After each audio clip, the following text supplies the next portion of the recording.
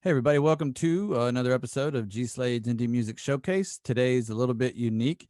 Instead of talking to an indie musician, we will be chatting with Daniel Holsinger, who is audio producer, uh, audio engineer, mixer, masterer, all things music that we as artists don't feel like doing.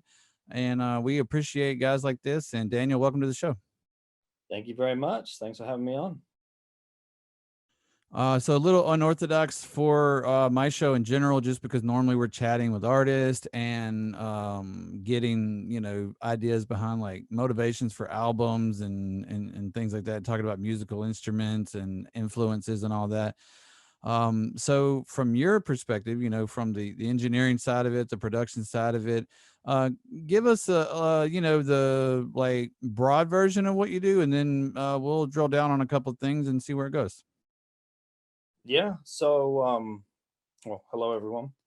Um, so basically, producer, mixer, mastering, as you said. You know, what I normally do is help musicians kind of find a more polished sound to songs that they've got. You know, demos that they're already working on, whether that be a single or an EP. And obviously, I wear different hats depending on what the scope is. So if someone asks me to produce, then that involves um, pre-production and going to the studio, recording everything.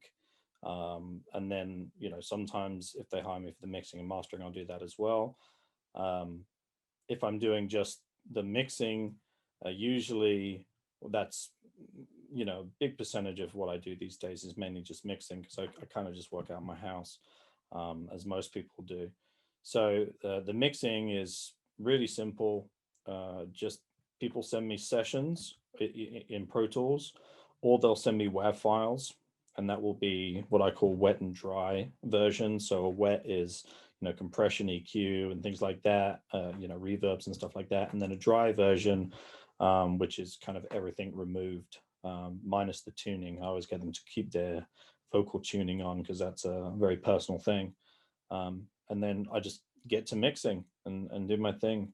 And that's kind of the same for mastering. And that's usually, a 2 track or stems. So that's normally what I do. Very cool. As a extreme amateur at mixing and mastering, I know some of the questions some viewers slash listeners might have. Because if you're listening to this on Spotify, it's also out on YouTube and vice versa. If you're watching it on YouTube, it's on Spotify and all the other podcast sites. I'm just partial to Spotify because that's what I use. But it's on Apple Podcasts and Deezer and all that stuff, Stitcher. And so what's the two questions, I guess. One, as far as wet and dry, what do you prefer to get? And the second question is, what would you say is the difference to a layman between mixing and mastering? Hi, good questions. So the wet and dry, I always prefer the wet stems, and that took me a long time to, um, just get over my ego. Like, when you get the dry stems, you've got creativity and you can go to town and do whatever you want, and there's a lot of fun to that. But the world we live in today, everyone's kind of got the same tools or has access to them. And for me, they spend a lot of time crafting their song, whether that be putting on those effects and doing EQs and doing drops and glitches and whatever it may be, right? So all of that time that they've spent is time I don't have to try and reinvent what they've already done. And what normally happens is someone will send you a session and they'll say go to town and do whatever you want. So I may pick the dry stems, or I may pick the wet, whichever, and kind of just work on top of it. But ultimately they always come back to the version they've been working on because they've been listening to it for such a long time. I like I said, it was my ego that was like, oh, I need to just EQ everything and do whatever I can to every single track that there is. But ultimately, you end up missing a vibe that the artist has created. And it took me a long time to learn that, but that's now where I work from. So wet stems, minus vocals sometimes. Usually I'll use the dry tuned vocal, because most people kind of overcompress their vocals instead of using, automation, which is a lot more subtle. Does the same thing, just the compressors, the kind of easy way to do it, but people kind of lose some dynamics and natural movement in their voice. So I sometimes use the dry. That doesn't mean I always do it. It's just, 90% of the time. Sometimes there isn't, a dry vocal and it's just a wet, and sometimes it has a wet with the effects printed on it. So you just kind of have to run with it and work with it as it is. But I would say, 100% of the time I will start with the wet, and then my reason for getting the dries as well is because what I end up doing is, if there's an issue inside of the wet stem, I can jump over to the dry, and everything's going to be labeled exactly the same name. So I can just jump to the dry folder, find the issue, or use that to fix the issue. And then occasionally, sometimes I just have to call up the artist and say, hey, this was something printed on your end. Can you fix it real quick for me? So that's my starting point, is the wet stems. So mixing and mastering. Ooh. So mixing for me is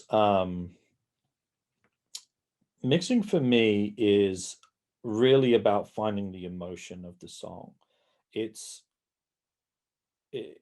used to be very much like, oh, this kick has got to sound amazing, or this one instrument has got to, be the best it can for, this split second. But ultimately, it doesn't matter. For me, mixing is more about the big picture, where the whole vibe of the song is going, the artist's intentions, what their emotions were. It's one of the the big questions that I ask the artist is, what was your emotion? What were you thinking of while you're writing the song, and what's the inspiration? Because that's what I'm trying to recreate for the listener. So for me, the mixing is all about getting a vibe. If I try and simplify it more, it's really just taking the final, rough or demo version that the artist is working on, and turning it into a more polished final song. The mastering is really, the final polish on top, kind of a quality control. You'll use that stage to, get your extra level for playback, whether it be Spotify or CD or whatever it is. And then, you'll get rid of any problem frequencies, anything that might be making the song not breathe as much as it should, and it's a final little quality control on top of everything else. So hopefully that answers it.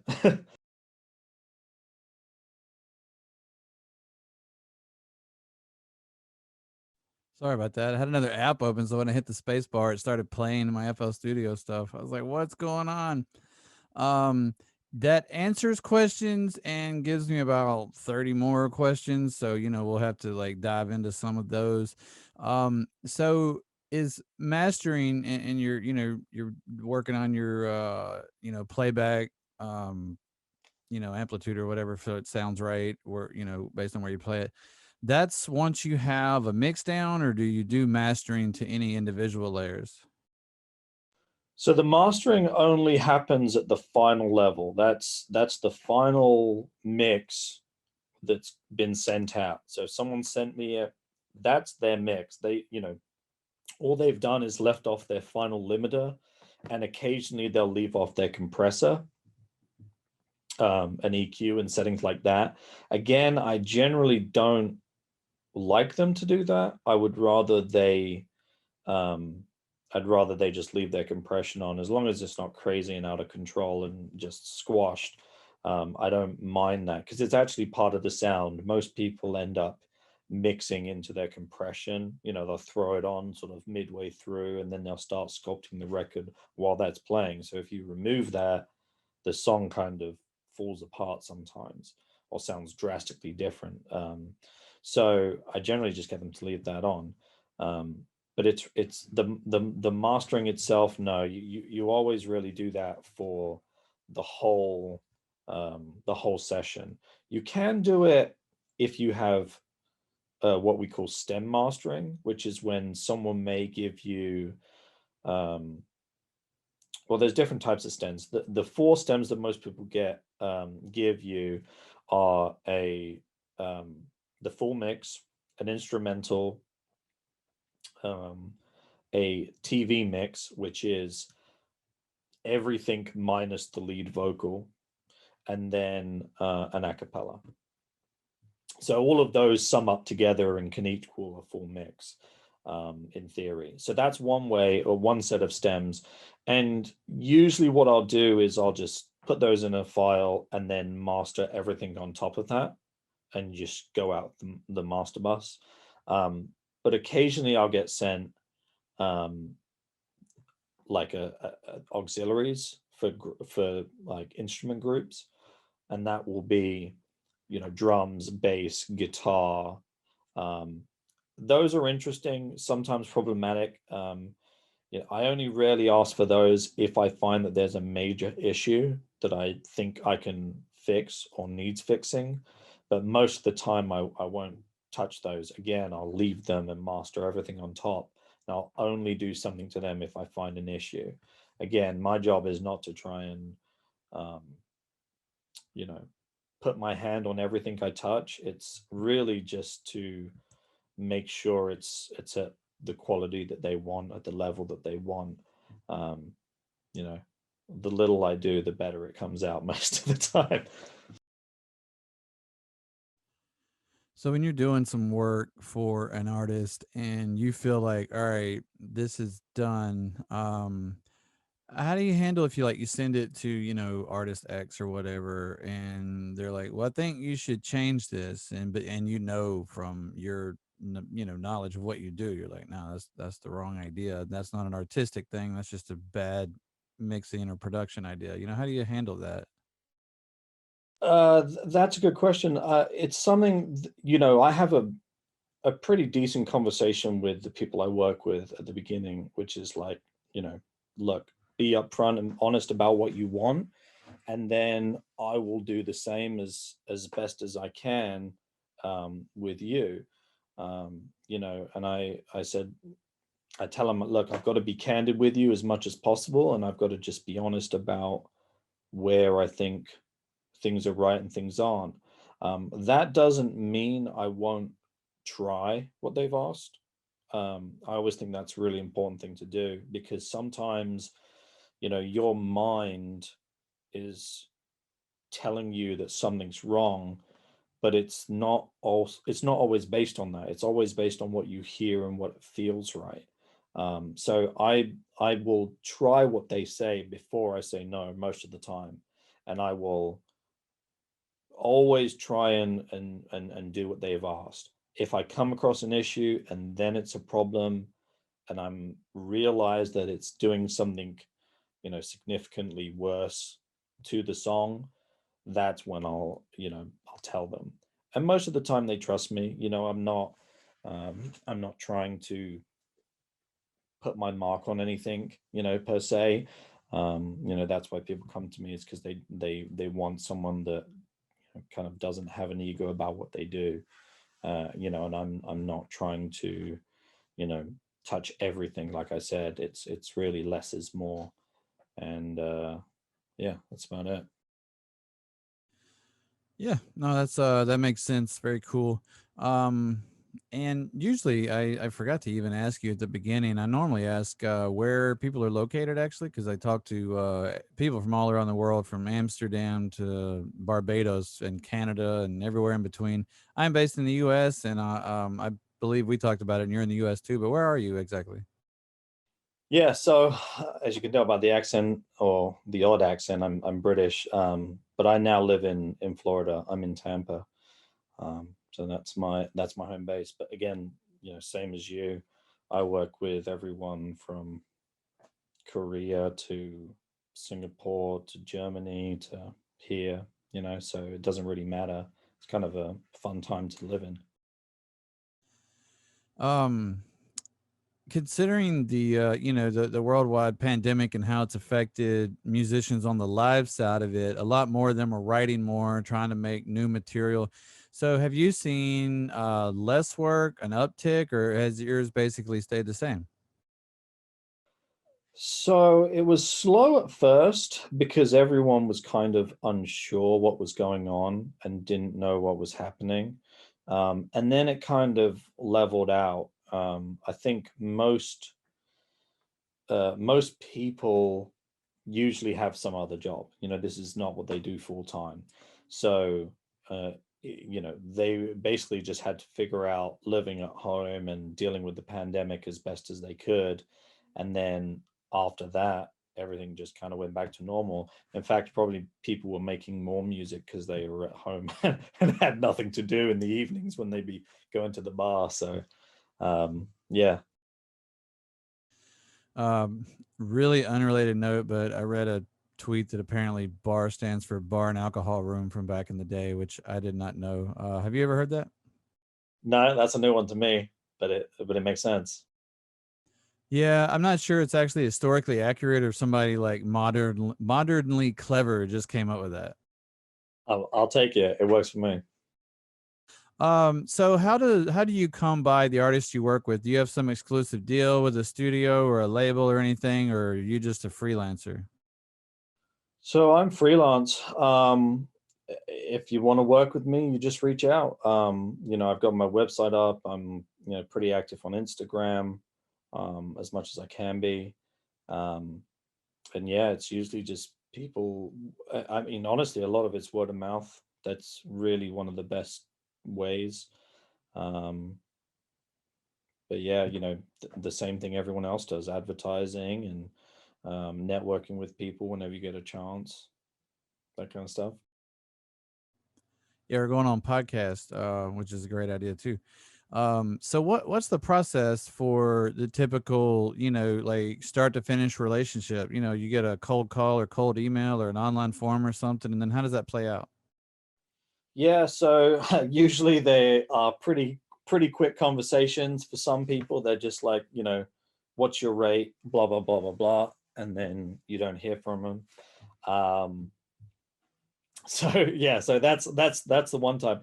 But usually it's just an email. They'll send me a form like I've got on my website, or they'll hit me up on. I mean, honestly, a lot of business comes from Instagram. Like so many people just messaging me there, and that starts the conversation. I always ask to hear people's work first, um, just so I can get an idea of what the genre is, what style they're at, what level they're at. um, I charge different amounts for different things, even though I could just have a set price for one song or one style. But I found that that generally is not the best way to, you know, consume all business that comes my way, just partly because not everyone's on the same path of their journey. It gets tricky sometimes doing it like that, but I found it works out to be the best way, and it gives me a little flexibility to kind of help some artists more than others if I feel that they need it, or um, you know if I really like the project. I still, like most people, if I've got a client that I've been working with for a long time and they like, hey, I need this done really quick and I haven't got a huge budget, can you help me out? And I will sometimes do it. It depends on what the relationship is. But it usually just starts out with, a quick email or a reach out on social, and then we take it from there. Cool. Do you have artists that come from, they're actually signed artists and not just indie musicians, or do you get a little bit of everything? And are there any genres you shy away from? I will try and not shy away from anything. I did a salsa record just recently, which I failed miserably at, and that went back to Colombia to do, which is totally fine, and it happens. Um, I don't. I guess the only thing I don't do a ton of is metal, but that doesn't mean I can't do it. It just means it's not something I get hit up for a lot. Um, yeah, and I'll happily do it. I mean, I love listening to that stuff, and it's a nice change from doing a lot of stuff that is MIDI based or software instrumental stuff like that. So anytime I get a chance to do organic music, I'll jump at it just to get away from doing software stuff. Um, so yeah. So if you did get like a metal song, I mean, obviously that's going to be 2 to 3 layers of guitar, bass guitar, drums, and a mix of some melodic vocals and maybe some screaming vocals and all that.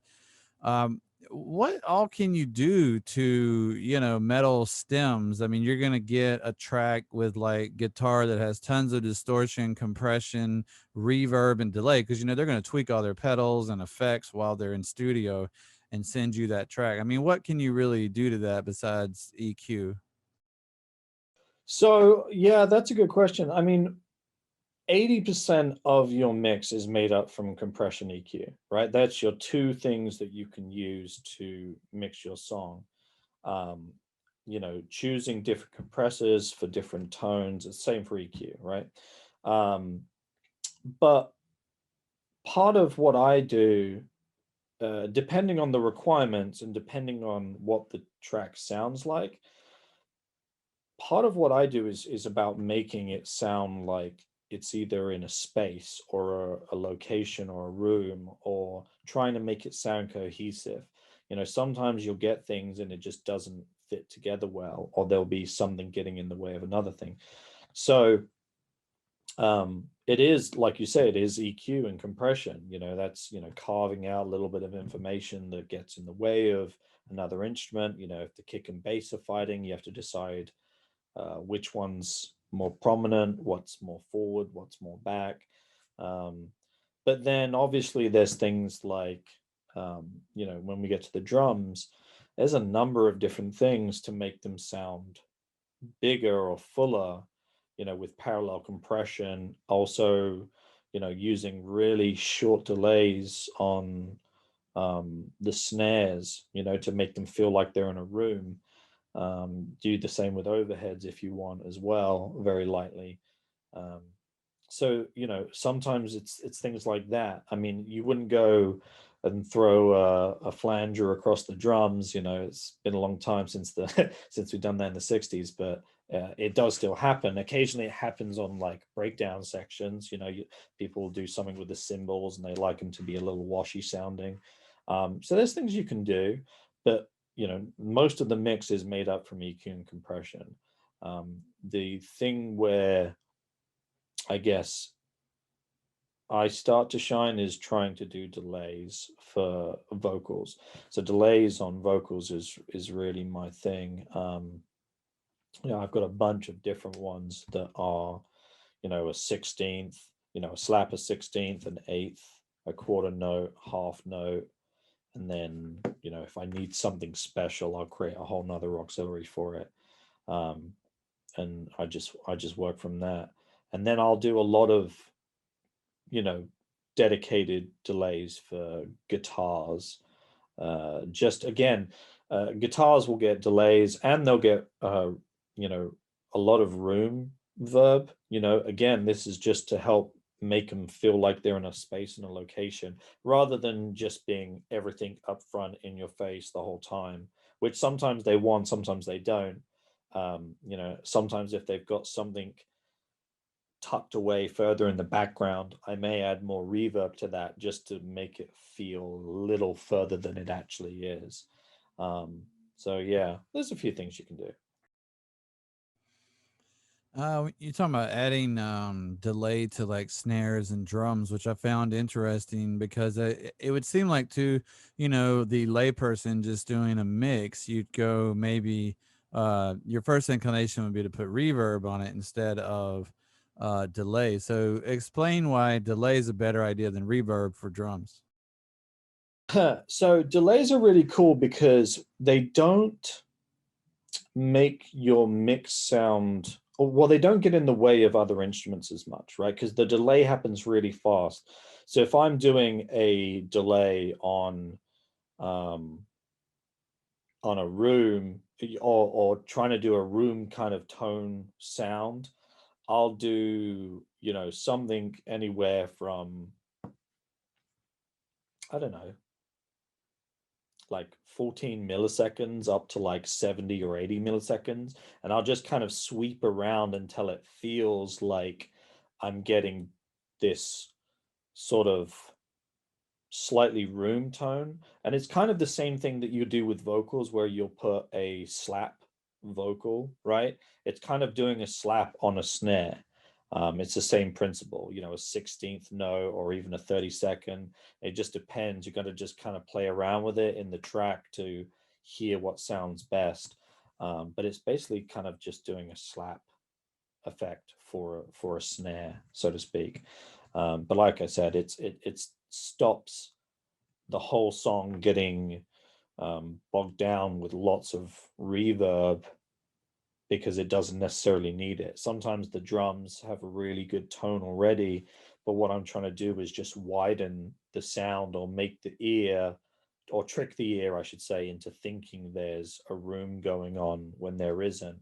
So it means that this delay happens for, a millisecond, and then um, it disappears. If it was a room tone, it may go on for, a second, or half a second, or 0.7 of a second, and all of that eats up headroom and space. So sometimes delays work better.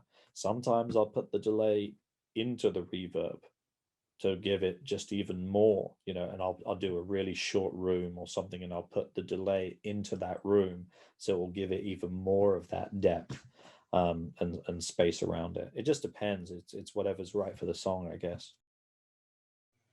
So when you say you'd put some delay in the reverb, so you'd have a dry stem or possibly, maybe some effects or whatever it is. And then you'd put the reverb on it first. So it passes through the reverb and then the delay. No, so I take the dry snare and I'd send it to the delay through a send, and then that uh, comes up on a return, right? So you send your channel, it goes to the return, and you kind of just lift the send up. And then what I'll do is I'll have another send from the return of the delay going into the room, right? So it's not being sent through the master, it's being sent through another send, like a slider or an auxiliary knob, and I'll send it through the delay, and then I'll do the same from the delay to the room. Does that make sense? Yeah, makes a ton of sense. Which is probably the better way to do it. Like I said, we're a lot of us are amateur mixers out here. But There is there's a lot of ways to do the same thing. That's just the way I use, because it means I can have control over multiple, places. Um, if I was to take, and again, you can put the delay straight on the track and have a wet and dry blend, and then have the reverb after that and have a wet and dry blend, right? Um, that's another way you can do it, but usually you'll want to have control of the send, more control of the dry signal, because anytime you EQ or change, anytime the way you change the snare sound, right? You EQ or adjust something, it's going to start to change the way the delays and the reverb sound. So generally, I want those reverbs and delays to say as is. Whatever I set them, I want them to say the same way, and I want the dry signal affecting those. And that, and I'll be EQing, listening to how it's making the delays and the reverb sound, and that's how I'll make my decision, rather than just kind of listening to it dry and going, what should it sound like? I'll do this method. So when you get stems, I imagine you get them at varying levels of, gain, right? You'll get low volume and maybe some higher volume stems. What's easier to work with? Is it easier to take something quiet and bring it up, or is it easier to get something louder and like shape it up, to be what it needs to be? So that's a good question. It's tricky because we're not in the days of tape, right? And tape, the problem is the noise floor, and that was why gain staging was so important, and it is still important today. But if you record something that isn't super quiet, because you're still going to have issues from when you bring that level up, you're going to be bringing up the room tone and rumble and AC noise and any of that stuff. So say you've got your slider, excuse me, I'm gonna have to use two hands here. So say you've got your slider for your signal, and it will be showing how much is coming in. If it's down here, when I try and bring up the whole level of that waveform, I'm going to be bringing up all this noise that was down here with the recording, right? So essentially I'm taking this little section and bringing it all up. But when you're recording, if you're somewhere around just over halfway, that's usually a good place to be for recording anything. And then you've got control with your fader after that, so you don't really need to worry too much. All right, yeah, that makes sense. So what if you get the opposite? You get something that's damn near peaking, and starting to clip. Is there any hope for that track? It depends how bad it is. Sometimes snares, I mean kick drums are like that, 808s and things. Those can be problematic. If it happens to the vocals, I'll pretty much just tell people to re-record vocals. There's not much you can do. If it's slammed and it's in the red in the recording stage, because there's two different places that can happen. You can have a hot track, but it was from someone's EQ or compression, and they were just driving the channel and the output of it. So they could just take off those plugins and it will be back to a decent level again. But if they've, baked that on and it's recorded in, then you've got issues. There are some pieces of software from like Isotopes and other people that have some declipping and other features, but I've never found them to be as good as just recording it right the first time round. So yeah, I would say if it's in the red when you're recording, just back your preamp down and get a nice controlled level, and you're going to have a much better place to work at. Don't send me anything in the red. So I have a statement and a question. The statement is, if you're just listening to this podcast and not viewing it, the body language when you talked about declipping tells me you have zero confidence in that technology. Uh, the question is, because a lot of my guests are other indie musicians that are, do it themselves, DIY musicians. What is, what do you think, or is there, and if there is, what is the sweet spot for your, dry vocal recording, pre-effects and pre-mastered? Say that one more time. So if somebody's recording their vocals, and they're adjusting their gain on their microphone, and just looking at what their dry vocals are going to be. What is there like a sweet spot in the gain? Should it be -3, -5, or something like that? Where you have some room. No, anywhere between 0 and I guess -10 if I'm looking at a fader. Like I said, just over halfway, that's really the sweet spot. Um, and it's not too important as long as it's not clipping, and as long as it's not at -80, which is right at the very bottom, or -40 or whatever, where there's a lot of noise and you're going to get, like I said, the AC and stuff like that happening. So when you bring everything up, you're going to be bringing up a lot of extra crap. um, that sweet spot is, you can even be at -20,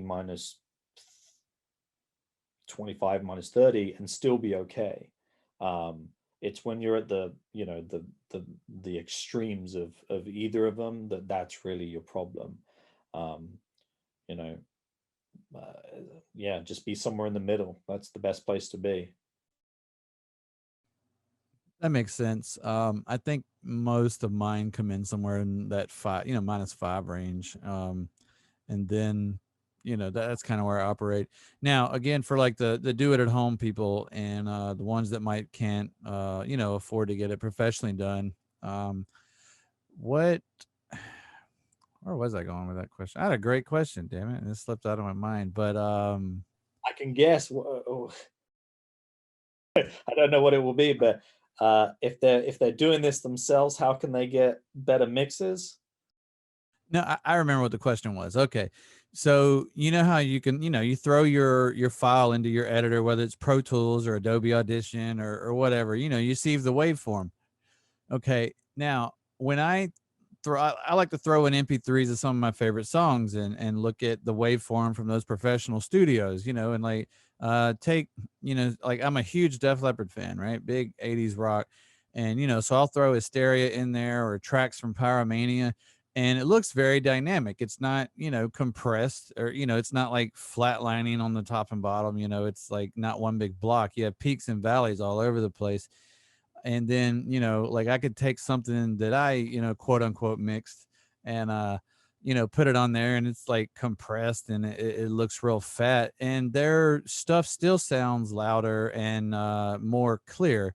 So if you had to like give us the brief version of the main difference between that dynamic studio output and like maybe a home version where we just tried to like crank it up louder but didn't get the same quality. What is the main thing like we're missing and coming up short on, or that it's so different that a studio can have this pretty waveform, it's dynamic but still sounds punchy and loud, and then you can compress the hell out of whatever you're doing and it still sounds weird, maybe not as leveled, right? I hope that question makes sense. It does. I've got two answers for you. One is stop caring about what other people's waveforms look like, because ultimately everyone's music is played different, recorded different. There's so many variables that it doesn't really matter. As if you're writing a song, um and this is, I've got my producer hat on for this moment, but if you're writing a song, your goal is to emotionally connect with people, right? It makes no difference what the waveform looks like. um what it as long as it sounds good, that's what you're going for. The flip side to that is, they had $1 million budgets and they could re-record it and do it over and over again. But ultimately, it's, there's a lot of things that go into it. They are very, very calculated in writing music, right? They spend a long time in pre-production.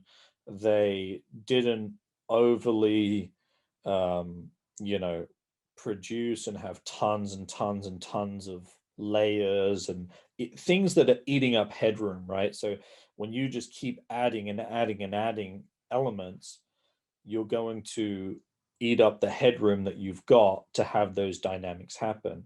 Um, but again, some of that comes into the production, how you're producing the song, how much space you're allowing. If you've got a guitar that's all the way through and it's not got any break, you're already going to eat up a lot of mid-range information in your song. And then if you add your bass on top of that, that's going to eat up a ton because it's your bass. So deciding, how much or how little bass is going to make a big difference to your headroom, to the dynamics as well. And again, is the bass playing solid notes, or is it playing, some kind of melodic pattern? All of these things make up the difference between, one record to the next. So there isn't really a correct answer to it. Going back to my first one, it really shouldn't care. No one should really matter, what it looks like at the end. All you've got to do is make sure that it emotionally connects with people. But understanding how to mix a song properly and how to master it will also help you get better results. And the real trick to sort of the mixing is purely balance. Getting your balance right between each instrument is going to do a lot more for you than grabbing an EQ, right? So if I start listening to the kick and the snare and the overheads, and I start my song with those instruments, and I start EQing and making them sound as big as possible, well, by the time I put in my bass and add that as well, and then I add my guitars, by the time I get down to like the keyboard or the vocalist, I'm going to have next to no space to make everything sound good, right? So deciding what's important in the song will greatly help you understand, one, how to mix, but also how to write songs. I use a method which is pretty common for a lot of people, which is sort of or what I call the three instrument rule, which is try and only have three things that the listener can concentrate on at any one time. And if you listen to like Michael Jackson records, or I mean nearly anyone that you admire, you'll notice that they've got hundreds of tracks going, but it only sounds like there's three things. If you're listening to like Beat It, it's the drums, and then your other instruments and the vocals and the bass line, and that's it. That's the core of the song. So everything else at that point is just filler, right? It's just ear candy. So it doesn't need to be upfront, doesn't need to be super loud. It will play an element and it will play a role into the feel of the song, but it's not something that your brain needs to concentrate on the whole time. So really it just comes down to having a well-produced song and understanding what's important. And then that will allow you a lot more headroom and space when you start to understand how you're writing your music. I hope that answers it. Yeah, I'm just happy I don't have to worry about what my waveform looks like, because I was worried about that one. But so Yeah. it sounds like when you talk about what is up front, and what the listener can zone in on, being three instruments mainly. I mean, would you say a parallel to that is if you're like in a photograph, it'd be what's in focus versus what's in the picture, but maybe a little blurred out? Yeah, I guess there's a couple of things that relate uh to photos. There's your left, your center, and your right, or your rule of thirds, right? So that's panning information. But as to the if you're equating it to photography, it is exactly what you say. It's like, what's your focus of that picture? The the pictures that I always like, or gravitate to, are ones where it's very clear what I'm meant to be looking at in that picture, you know, and you'll have everything else is in the bokeh or the blurred out section. So that is immediately drawing your attention to that location. And that's the same thing with mixing. That's exactly what we're trying to do is, hey, this is playing, look over here. This is happening, listen to this.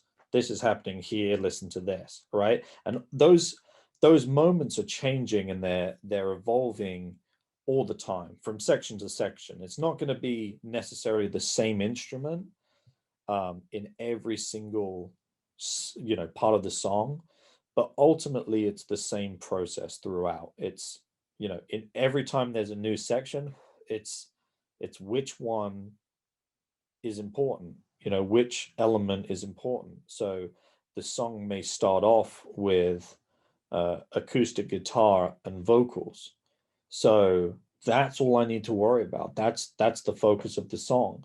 But then the next element that comes in may be a bass guitar or drums or percussion or whatever it is, right? So then that also needs to work. I've only got 3 elements, so it's not too much that the listener has to deal with. When I get to the chorus and I've got acoustic guitar, electric guitar, piano, keyboard, drums, vocals, background vocals, all this other stuff happening, that's when you need to decide what is carrying the song. What is the if vocals are going, for me, that's always number one, right? The vocals are always the most important at any time in the song. So I'll want the focus to be on that. And then I have to decide what else. If I got rid of, or the way to think about it is, if you get rid of all of the instruments that don't sound like the song as you listen to it. So if you're listening to it and you're like, it's not the riff or the chorus or, whatever melody you're hearing in your head as you listen to your song, that is the key instrument, right? And it can vary to, it can be the kick and snare, or it could just be the snare. Sometimes imagine if you turn a song down really quiet and you listen to it and you try and pinpoint what the instruments are, that's when you'll notice what those key elements are, right? If you turn it down, you're like, oh, well, I hear this instrument, and this instrument, and that's the core of the song. And then everything else is not important, essentially, even though it is. But it's not meant to be the focus, right? It's just meant to be a complement for those 3 parts, if that makes sense. Yes, but every answer you give me opens up more questions. So I don't know how much time you have, but we're gonna definitely take advantage of it.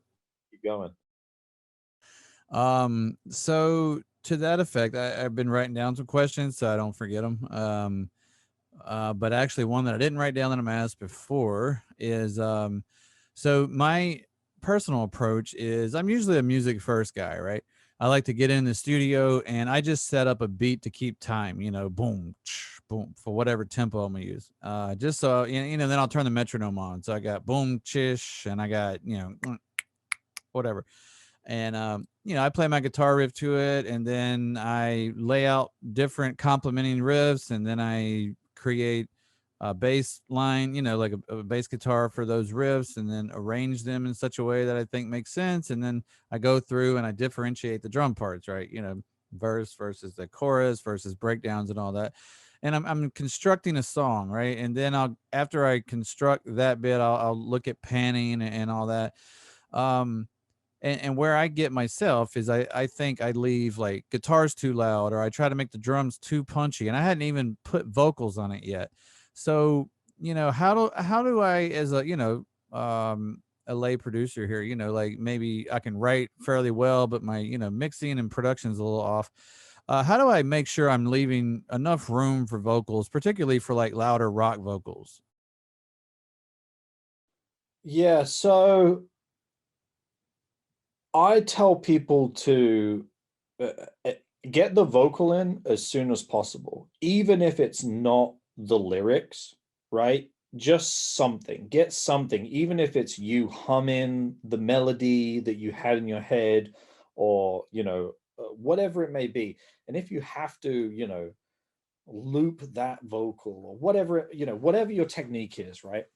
But get the vocals in some sort of a scratch as quickly as you can, because that's going to allow you the ability to hear where the vocals are. And the trick with producing is that you're listening to everything, right? You're trying to listen to everything. And the simplest answer is that if you mic up, record, or choose a sound, make sure its frequencies are not masking in the range where you are working, or where you want space, right? So if I start adding, if I've got a vocalist, let's just say they're a male vocal tenor or whatever, right? He's going to have some chesty lowness, in the 2 or 300 range, and then he's going to have some of his tone in the 800 and the 1K to 3K, and then the higher S's and sibilants is going to be 5 and 10K, right? So I've got this range where the vocal is going to sit. If I start adding a ton of guitars and I'm cranking up, the mid range at 1K, I'm going to start at some point to get in the way of that vocal, right? So there's two things I can do. I can either back off and then, that EQ. I can brighten above and below the vocalist's range, or I can just simply bring the fader down, right? Sometimes all you have to do is bring a fader down, and it may work in the context of the song. But you ultimately just have to be listening all the time to everything, and not getting too attached to a sound. If it's getting in the way of something, re-record it with a different tone, pick a different guitar tone, or pick a different instrument, pick a different octave. Those are simple things that people kind of forget to do when they're writing their music, and it's kind of a basic fundamental of listening. When I hear myself, if something's getting in the way, what's the first thing I need to do? Well, turn it down. And I always tell people, re-record or change the sound first before you start EQing and doing a bunch of stuff. Because if you can get a good sound that works without you having to do EQ, it's going to be a lot better record in the long run. I pretty much, try and do that for my songs. Obviously, if there's a background instrument and I know I want it to do a specific thing, I'll go ahead and do whatever I want to it. And you have to not think about it too much and be worried. You have to just go with what feels good ultimately. But there are times when you can just simply go, well, this is obviously getting in the way, and everything I've tried to do doesn't work.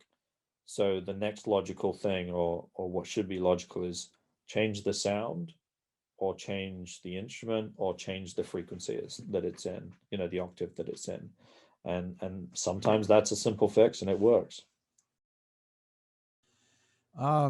So one thing I didn't hear in there was anything about using panning to help any of that. Does that ever help? Yeah, I mean, that's a given. I hope for most people, if you've got an instrument, you can't put everything down the center where the vocal's going to live. Always you want to mess around with the panning. I'm pretty much a hard left, hard right kind of panning guy. There's a lot of people that like to do in between stuff, and I will do, smaller increments, but it's usually on background vocals where there's like different ones in different locations. But when it comes to guitars and stuff like that, it's kind of, hard left, hard right, unless it's a lead instrument or a filling part. And then I may pan that, halfway between, and try that. But again, movement is really key as well. That's something that a lot of people don't think about. They hear it in music and they don't quite know why their songs don't sound the same. And that can be really simple stuff. So, um, say you've got a synth, that comes across your song for a split second, have it pan from left to right, and it can be with reverb, or and it can kind of, go around your head in a circular motion, or, synths do that a lot. or it sways from side to side. Movement and things like that, they're really, really helpful to getting stuff out of the way for the vocals. I mean, there's obviously, if you've got hard pan guitars, you don't want the guitars to start moving around too much. It's going to change change the vibe of the record. But if you've got a guitar that is a small filling part, there's no reason you can't have it go from 30 on the left to 30 on the right, and just sweep across and go back and forth. Or you can have it just so say that's hard pan and that's zero, you can have it in here and you can have it just move around in this area, just to not be in the same location the whole time. So there's movement is a really, really good way to make things give space, especially if you've got stuff in the center. If you've got stuff in the center, I really leave that exclusively for kick, bass, vocals, and then very occasional, mono room mics or whatever. But occasionally acoustic guitar will be down the center as well, depending on the song. Sometimes I like to double that and pan it hard left and right so that it's more of a stereo sounding, or again use kind of that slap effect from the vocals or the snare to make it feel like it's a little wider than center. It's something called the Haas effect, Haas. And it basically means if you've got a mono signal and you delay or you double it and delay one side by anywhere from 0 to 14 milliseconds, the ear can't figure out where exactly that's coming from. It thinks it's in the center still, but it's not, because it's two signals and one's being slightly delayed, and it's just a trick to fool the ears. And that's a technique that a lot of engineers use. That's pretty cool. Little physiological psychology going into mixing there. So I'm gonna throw two questions at you because they may be, I don't know, loaded answers or not.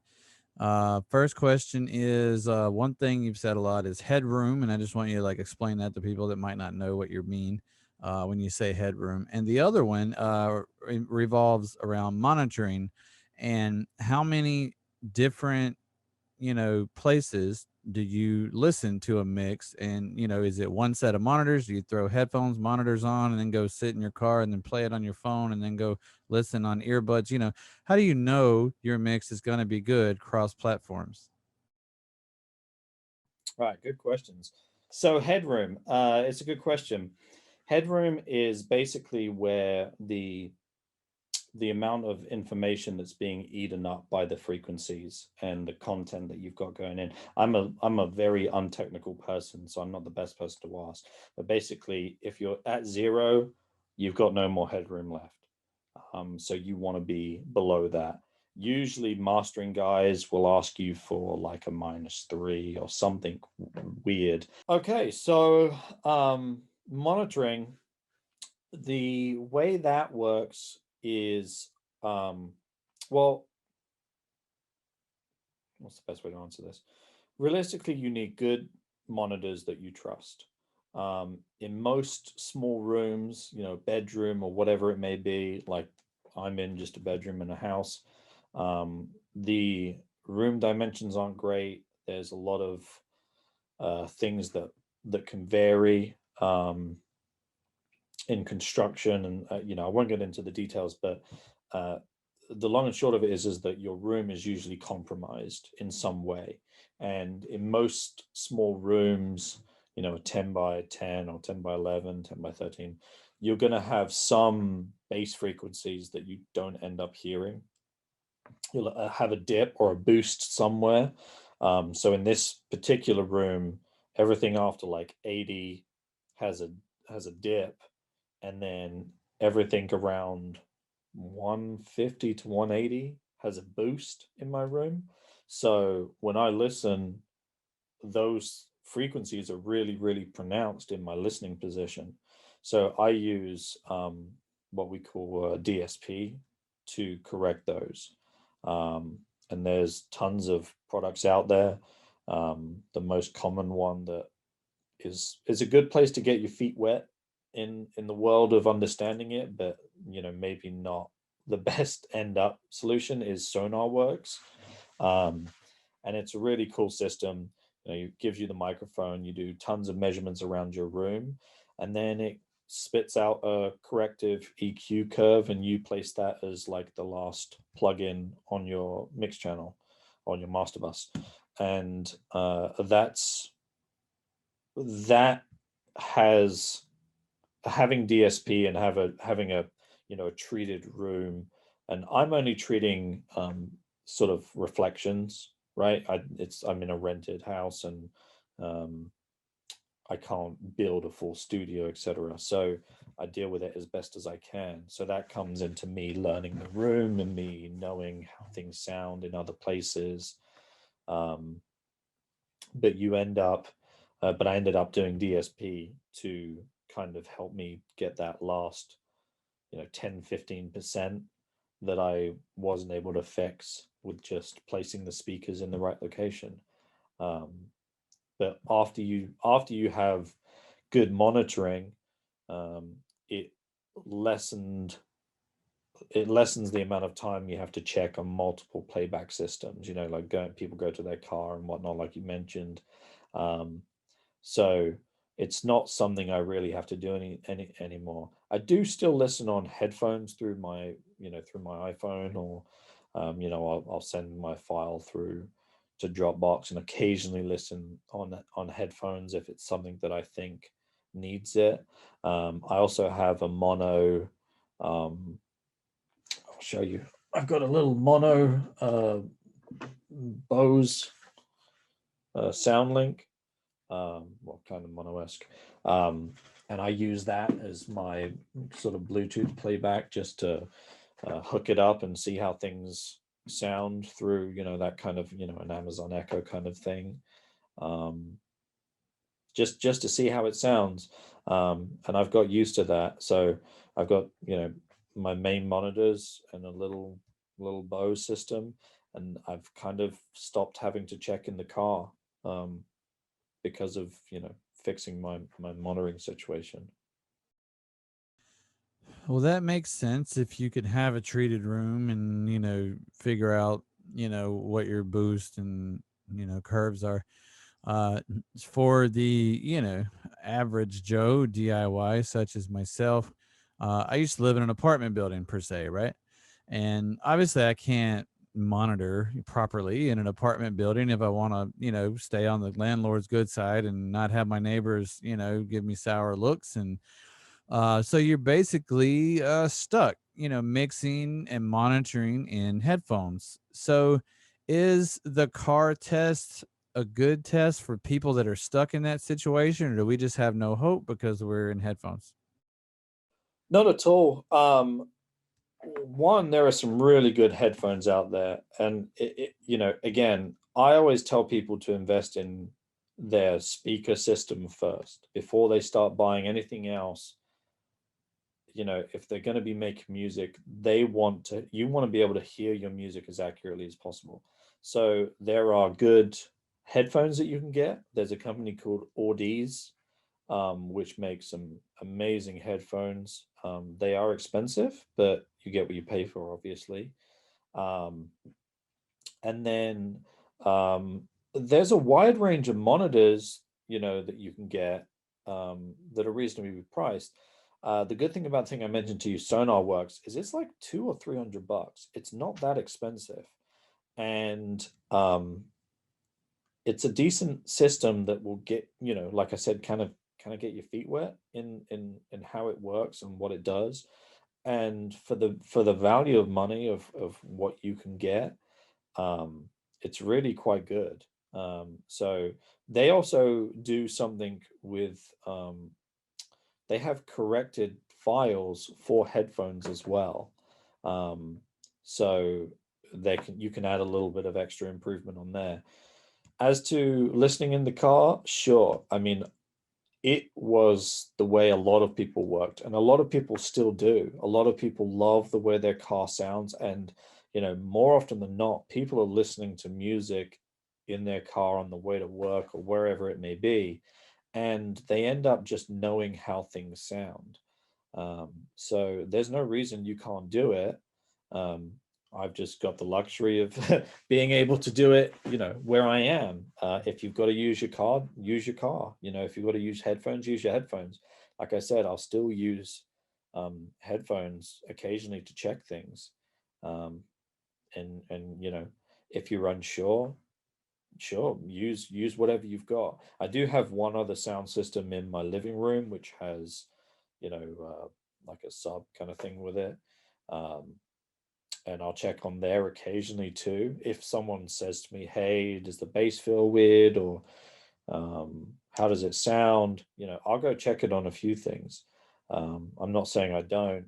I just, ever since I kind of figured out fixing my speakers, I just have to do it less and less, I should say. Well, that makes a ton of sense. So a slight horror story in my history of mixing is for a long time I didn't have proper studio monitors. I had like a stereo system, right? Like bought it off the shelf. We all started somewhere, so I get it. Yeah, so I recently picked up a pair of their JBL MK2 like 5 inch, and I plugged them in, and I have a complete Audio 6 interface, and I started listening and to mixes I did on the stereo system and or on headphones, and I was like, oh shit, man, I had no idea that that's what that sounded like for real. Yeah, it's kind of like um, an eye opener when you get monitors, and that's I didn't start out with good speakers. I started out on some really crappy uh like hi-fi tannoys. And tannoys make good speakers. I didn't even know about them. They were given to me by my uncle or whatever it was, right? And I started out on those. But as I progressed and I was getting more serious on um getting more serious on the audio side of things, I then got myself a pair of Yamaha NS10s because me not understanding, I saw them in every studio and I just grabbed a set and I liked them. They were totally different to listen to, and you would get a little tired listening to them for long periods of time. Um, but it was just your starting block. You work your way up. I've now got Proax, which they're about 3 grand for a set of them, and I know there's still more detail out there. There's a couple of pairs of other speakers, other brands, primarily ATC, which have insane mid range, and you hear stuff on there that you never thought was possible. So there's different levels, and you move up as you move up, depending on your budget and what's important to you. But really, where I'm at, with the Proax, you can hear most stuff on these. I don't really have any issues. I do actually have subs in this room as well, but they're tuned differently than my hi-fi system is. um so uh so yeah, I mean, you just use what you got basically.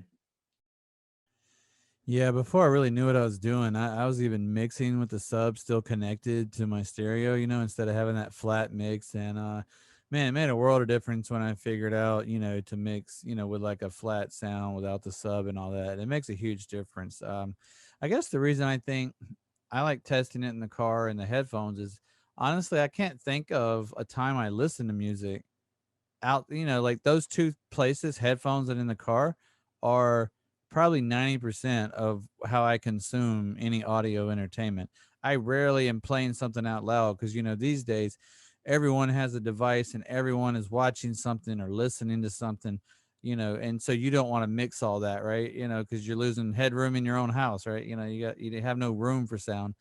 or you're walking through the store listening to headphones, or you're driving somewhere, or you're in your office and you can't blare it. So it's so rare that I even listen to music like out loud, not either in the car or connected to my head connected to a device somewhere, whether it's Bluetooth headphones or I have a pair of like studio style headphones on, even on my computer at work. That's how I listen to stuff, and it's how I talk on meetings. I just have like the table mic. And so does that help that that's how I think most people consume their sound, that it's not quite as bad to mix in that area, since that's where we're going to be listening anyway? That's an interesting thing. I mean, I guess, if there used to be, I don't know what it's like in your world, but in my world, there was a time period where everyone was like, we don't care about mono, and, now we've got stereo, we just want to listen in stereo. Um, and I guess, listening in on those smaller devices, which is why kind of the only other system that I have is that Bose, like the mini SoundLink from Bose. That's the only other device I use because it kind of represents for me that mono listening, like if you're on your phone or you've got headphones on where it's, less fidelity, so to speak. um, and it helps you figure out what's important. We live in, what I call the mid-range, for most music now, right? Even though we've got much more bass than what we did back in the day when they were printing stuff to vinyl. um, you know we have way more mid-range information that we have to be aware of. So, you know checking and working on headphones isn't a bad idea, especially, I like to use just, the Apple headphones, the pros or whatever the other ones, um, because so many people have them, right? That's kind of a good standard to use. Not everyone's going out and buying custom in-ears, or they're buying, you know a whole different set. They got one set of headphones that they use all the times. Most people are on iPhones or, a similar device, and headphones are a good way to check things. The people ain't going to have subs, so I do want to kind of know how things are going to sound on those devices. um it is important.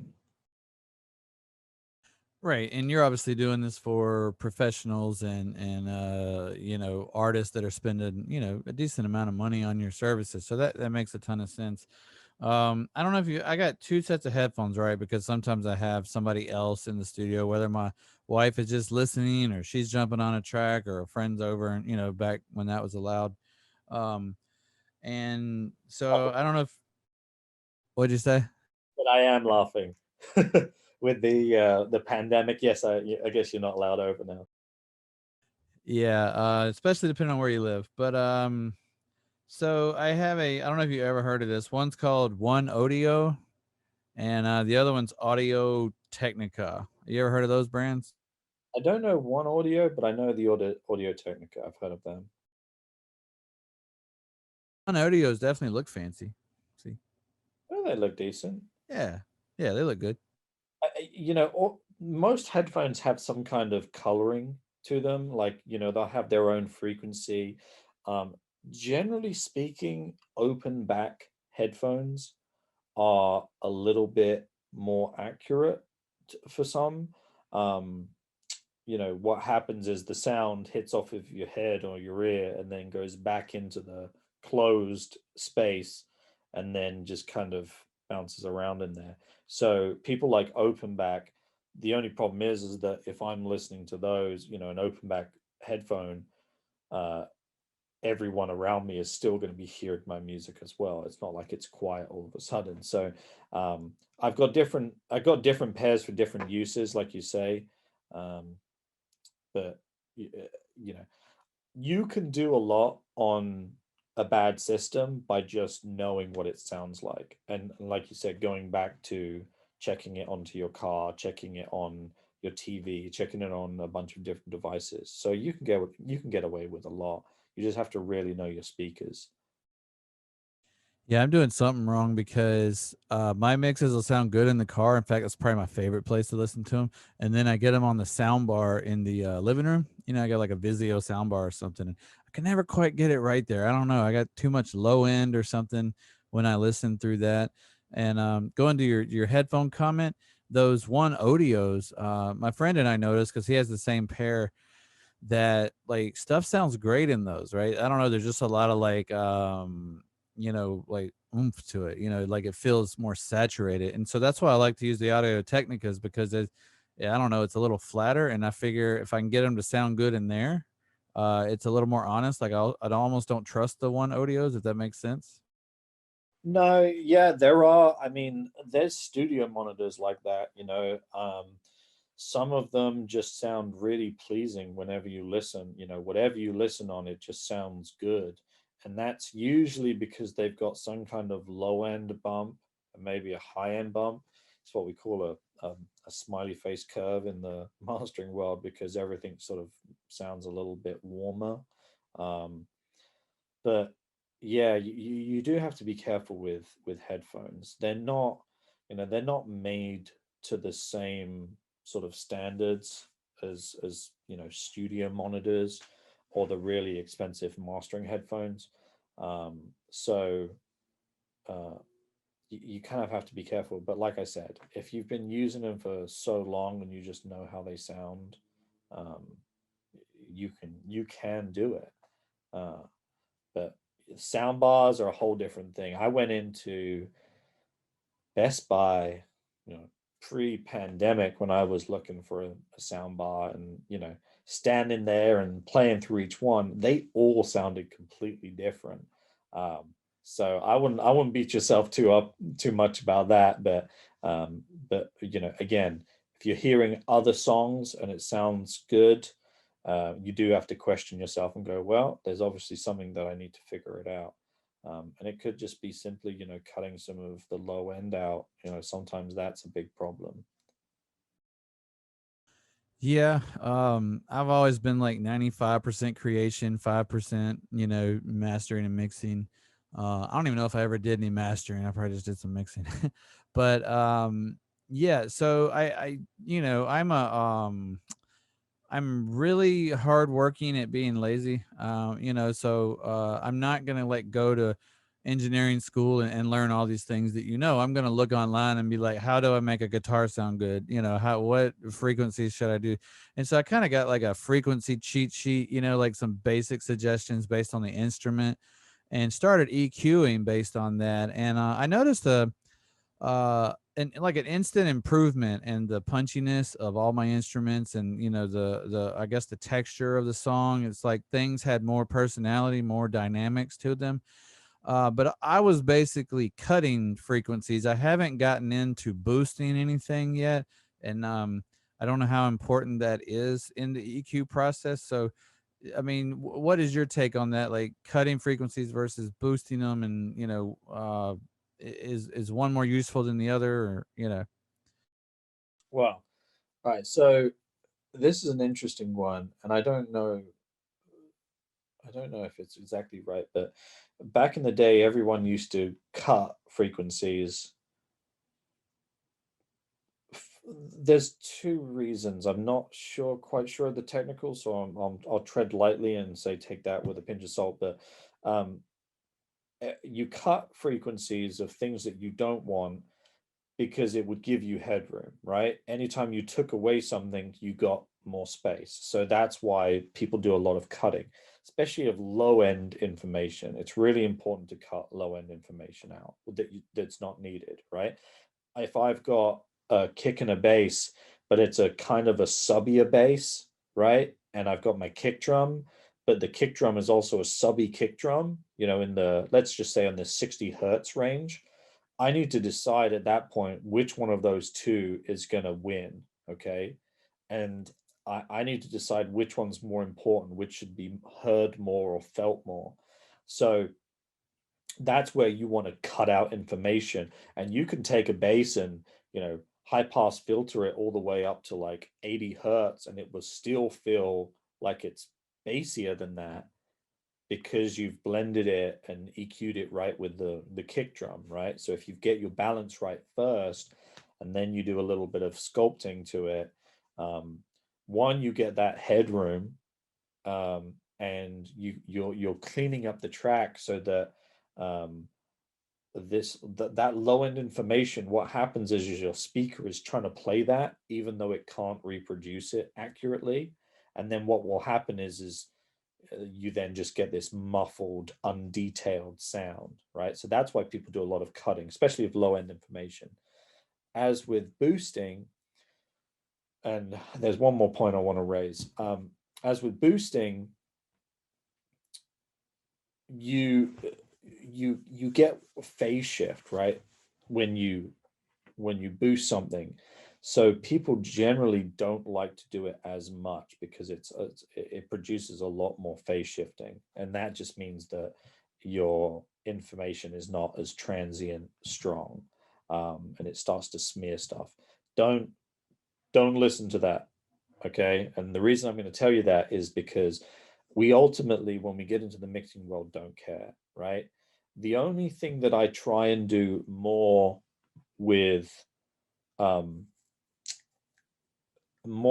boosting is I try and do broader EQs, right? Like a wider Q. So you've got your really narrow Q, or you've got like a wide Q.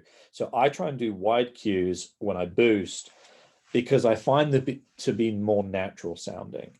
And there's a lot of cool EQs like the Poltex and things like that, which generally have a really wide Q anyway to them. And, I really like how those things sound. When I'm cutting, I'm generally a more narrow Q, and I'm trying to dip out, smaller areas of things that I don't like. But again, when you're listening to a track, you've got to listen to everything in context. So if I've got the guitars up, right, there's two things that I can do. If I've got the vocals up and I'm going to bring in my guitars, I'm going to bring up the level of my guitars, and I can EQ it and get more aggression out of it by like boosting 4K, say. But then what happens is I'm going to start to get in the way of the vocal. So you've got to remember to adjust the level down slightly to get that guitar back at the same relevant level as what it was before you started EQing. And that's where we get into the whole gain staging and level matching stuff. But it's not a hard and fast rule. What I was saying about boosting, and ultimately it always comes down to what feels the best, right? What feels the best. If I crank this up 15 dB at 500 hertz, does it sound good or doesn't it? And then I have to decide if it's getting in the way of another instrument or whatever it may be. I used to cut a lot of that 500 hertz from guitars, right? But I've found with some EQs that actually boosting in that area makes my guitars fuller. But then I have to decide, am I getting in the way of another instrument in that area? That low mid area is where most of the junk happens, and you lose definition of instruments, and it can sound kind of muddy. That's what people equate to that muddy sound, is anything from like 150 up to 400 or 500. That area can be what is conceived as muddy sometimes. So you do have to be careful. You can't boost everything at 300 hertz in that area. Generally you're probably taking out a lot of 300 hertz in most of those areas. So that's just something to think about. But again, like you said, you were 90% creation. You should just be 90% instinctive. Just do what feels good, and that's usually a better way to think about things. Yeah, based on our conversation, man, I can equate this process to my writing process because I also write literature, like short stories and a couple of novels that I've had a few drafts on. And when you're writing, you do, what's called word vomit, right? You throw it on the page. You don't stop to edit. You don't stop to spell check. You don't stop to check for passive voice and all this stuff. You just write it and you get the story out because the story is what matters. And then you go back and, do all the changes. So it sounds like your advice would be to do that with your music as well. Write the song, record your demo, make your arrangement. Don't tinker so much in the writing process and get the song written, and then go back and do all these things we're talking about. Yeah, in the writing stage, it's weird because you're kind of always having to think about what the end product will be. But the essence of the song, if you write on an acoustic in your voice, do that. Write out the song as quickly as you can and get the basic idea, and then start thinking about it. It's exactly like you said. I mean, it's a much better way. I've not heard the term word vomit before, but it's kind of the right, it's almost the right thing to do when you're mixing as well, because when you start tweaking, that's when you lose all creativity.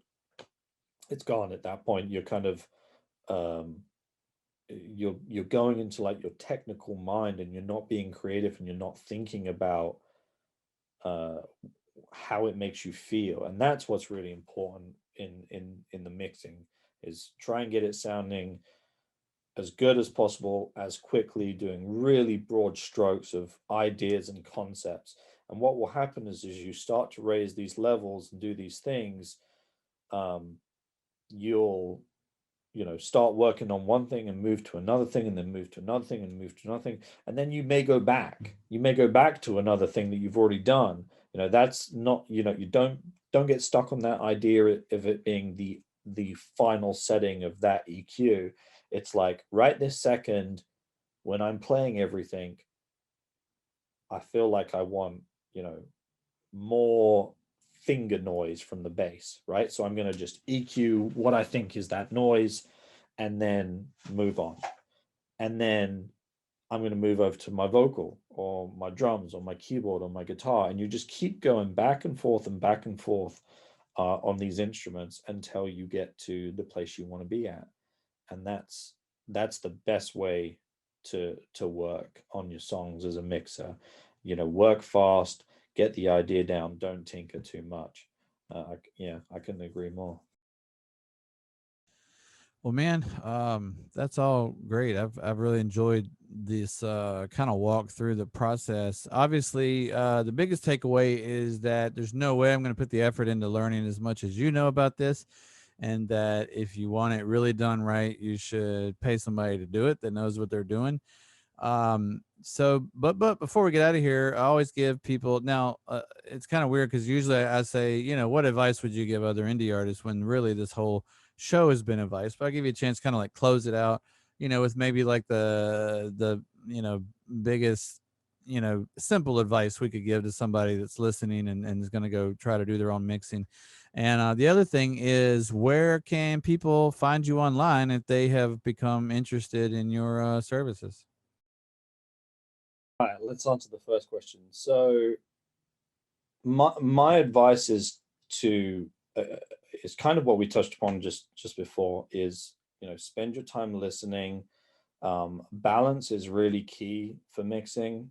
If you can get a good balance first and start working from there, that's more important. Listening to everything as a whole. Don't listen in solo a lot. Listen to everything as a whole and make EQ decisions with everything playing, not just one instrument. Because if you just have one instrument sounding good, it may not sound good with another thing. So that's my advice for the mixing part, is kind of get your balances, um, get good monitoring, obviously, because that's the way you hear your music, and um, that's your connection to what you're producing. um, and always have fun. It's about, um, mixing is about the emotion, as I said at the beginning. If you're not feeling a certain way out of what you're doing, then your listener is probably not going to have the same experience either. Um, I think that's something it took me a long time to learn, but it was really important. It's like music is all about emotion, and that's the key part to it. So that's my little advice to take away. As to finding me, best places probably on Instagram if you want to reach me direct. Which is just at Daniel.Holsinger. And then my website is just my name, www.danielholsinger.com. And that's the best place to find me. Well, it wouldn't be a good indie music podcast if I let you get out of here without telling me who your favorite band is. Rage Against the Machine. Well, that's a really good one right there, man. I can't fault that at all. Yeah, that's my favorite band. It's funny because someone just asked me about this recently, but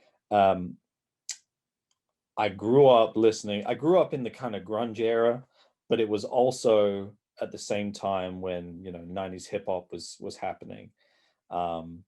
So I once I found Rage Against the Machine, which was like a meld of the two, great hip hop and lyrical vocals, but with heavy like grunge rock music, I was just like, oh, heaven.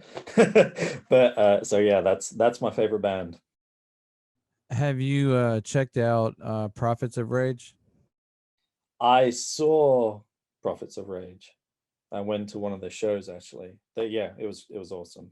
It was really cool. Awesome, man. Well, I just want to thank you again for coming on the show. I really had a good time. It's not the customary type of interview we've done, but I feel, I mean, I know how interested I've been in all this stuff we're talking about. And if I know a lot of my audience, I know they're going to be really geeked to hear it. It might be, one of the more replayed ones just because there's so much useful stuff in here. Might be the first one where people are taking notes, which is really cool.